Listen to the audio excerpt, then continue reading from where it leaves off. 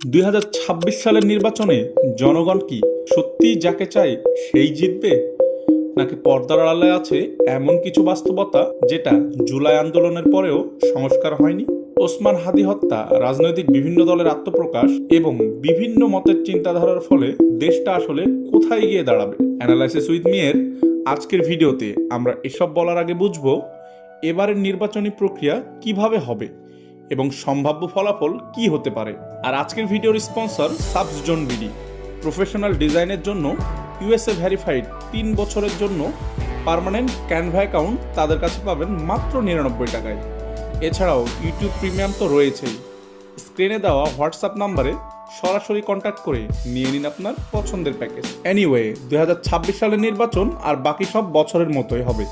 জাতীয় নির্বাচন অনুষ্ঠিত হবে এবং যাতে থাকবে না কোনো লুকোচুরি। এবং এবারের জাতীয় নির্বাচনে আওয়ামী লীগ ভোটে দল হিসেবে সরাসরি অংশগ্রহণ করতে পারবে না। সরকার ও নির্বাচন কমিশনের সিদ্ধান্ত অনুযায়ী তাদের কার্যক্রম নিষিদ্ধ এবং দল হিসেবে কোনো নির্বাচন করার অনুমতি নেই। 12ই ফেব্রুয়ারি সেই নির্বাচনের একই দিনে অনুষ্ঠিত হবে গণভোট, যেটা নিয়েই প্রচারণা চালাচ্ছে তত্ত্বাবধায়ক সরকার ডক্টর ইউনূস। গণভোটে হ্যাঁ এবং না দুটি অপশন থাকবে। হ্যাঁতে ভোট দিলে নির্বাচন ও শাসন ব্যবস্থা সংস্কার হবে।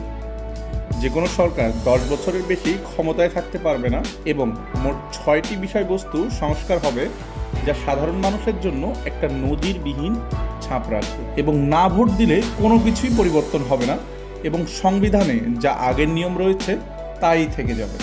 বাংলাদেশের রাজনীতিতে 2026 সালের নির্বাচন শুধু একটা নির্বাচন না, এটা একটা টার্নিং পয়েন্ট। গত কয়েক বছরে রাজনৈতিক আস্থা কমেছে, অর্থনৈতিক চাপ বেড়েছে, আর সবচেয়ে বড় কথা, ভোটারদের মনের ভিতর জমেছে ক্ষোভ ও প্রশ্ন। কিন্তু প্রশ্ন হলো, এই ক্ষোভ কি ভোটে প্রতিফলিত হবে? এখানেই আসে সব থেকে গুরুত্বপূর্ণ তথ্য। সাম্প্রতিক জরিপ আর জনমতের বিশ্লেষণে দেখা যায় বিএনপি বর্তমানে সবচেয়ে বেশি ভোটার সাপোর্ট পাচ্ছে। কিন্তু কেন? বিশ্লেষকদের মতে এর পিছনে রয়েছে দীর্ঘ সময় ক্ষমতার বাইরে থাকা এবং বিএনপির পরিবর্তন চাওয়া ভোটারদের বড় একটা অংশ রয়েছে, যারা গ্রাম এবং শহর মিলিয়ে সংগঠনের বিস্তার করেছে। এই সমর্থন এখনো পুরোপুরি স্থায়ী নয়, কারণ বড় একটা ভোটারের অংশ এখনো সিদ্ধান্তহীন। বাংলাদেশের রাজনীতিতে শেষ সিদ্ধান্ত নেয় সাধারণ মানুষ, আর সেই সিদ্ধান্ত অনেক সময় আসে ভোটের ঠিক আগ মুহূর্তে। আপনার বিশ্লেষণ আসলে কি বলছে? 2026 সালে মানুষ কি সত্যি ভোট দিতে যাবে, নাকি সিদ্ধান্ত নিবে নীরবে? কমেন্টে আপনার মতামত লিখুন, কারণ অ্যানালাইসিস উইথ মি মানে একা বিশ্লেষণ নয়, একসাথে বিশ্লেষণ। দেখা হচ্ছে এমনই কোনো সম্ভাবনাময় ভিডিও নিয়ে। সে পর্যন্ত ভালো থাকবেন। আল্লাহ হাফেজ।